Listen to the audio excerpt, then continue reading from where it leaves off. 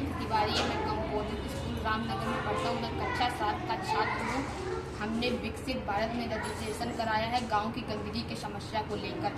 ये हमारे गांव का मॉडल है, जैसा कि ये घर है परी का, ये घर है कनक का, ये घर है हर्षित का, ये घर है सत्यम का, ये घर है पवन का, ये घर है सिद्धू का, ये घर है महक का और ये घर है जूली का। तो इसी तरीके से हम दोस्त भी एक मोहल्ले में रहते हैं।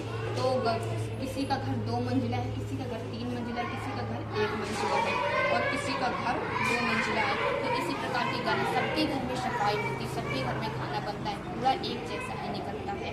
तो इसीलिए हम लोगों ने कूड़े को रखने के लिए एक निश्चित स्थान भी नहीं हमारे गांव में, और ना ही कोई कूड़ा लेने वाली मशीन आती है, ना ही कोई गाड़ी आती है। तो हम लोगों को, जैसे कि ये चाची वगैरह लोग हैं, तो ये गांव के बाहर ही कूड़ा डाल देती घरों के। ये चाची छत पर से फेंक देती, ये चाची गाय को रख देती, तो गाय नहीं आती तो पूरा स्मेल करता है और कई सारी बीमारियां आती हैं, कई सारी जीव जंतु भी आते हैं। तो इसीलिए हमने चाचा चाची से कहा कि क्यों ना हम लोग गांव में गड्ढा खोदकर एक कूड़ा डालने के लिए निश्चित जगह बना लें। तो चाचा चाची हमारे लोगों से बात से राजी नहीं हुई, लेकिन हम लोगों ने ऐसा ही किया। गांव में एक गड्ढा खोदा और उसी गड्ढे में हम लोगों ने एक तरफ गीला कचरा, एक तरफ सूखा कचरा डालना शुरू किया। तो फिर जैसे हमारे गाँव में बारिश हुई तो मट्टी की लेयर उसी में टूट के गिर गई और निकलने के बाद मट्टी सूख गई।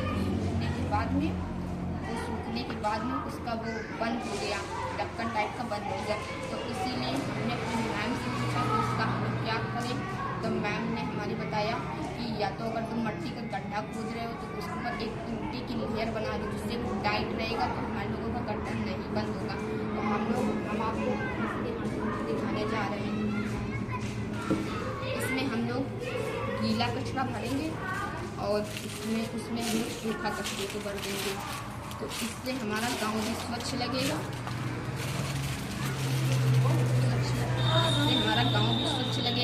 और कई सारी बीमारियों से भी हम लोग बच सकते हैं। तो इसीलिए हम लोगों ने चाचा चाची से कहा, तो चाचा चाची नहीं माने। तो हमने अपने दोस्तों से ही ये बात बोली कि चलो क्यों ना हम ही लोग इसमें डाल दें। हम लोग खाना खा कर आते हैं, हमारे घर में सफाई भी हो जाती है, तो हम लोग पूरा डस्टबिन में डाल के आएंगे। तो हम लोग कूड़ा डाल के आते थे और फिर उसके बाद में जब ये भर गया गीले कचरे का, तो हम लोगों ने सेम प्रोसेस दोबारा टैंक को रख के करते हैं। और ये सूखे कचरे को हम लोग जो कबाड़ वाले अंकल आते हैं उन्हें दे देते हैं, फिर इसका वो लोग दोबारा प्रयोग कर लेते हैं।